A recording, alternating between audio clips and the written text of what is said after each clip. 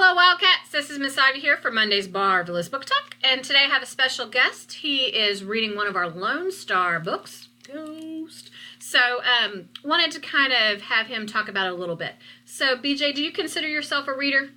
I don't consider myself a reader, but like when I'm bored and not have anything to do, I like to read.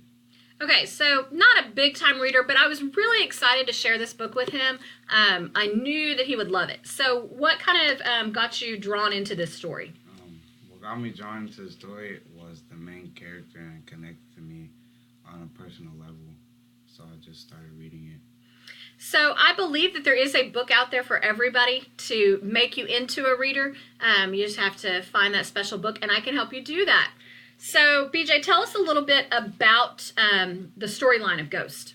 So our main character is Castle, and he got his name Ghost from a tragic story that happened when he was little. His dad tried to kill them, and him and his mom ran to the corner store where he's buying Sunflower seeds. So he went to the owner of the store, told them to go to the back, and I believe that he wanted to get arrested, the dad. So one day he comes across a track and he's seeing them running, and Ghost's been running all his life, so he thought it was easy.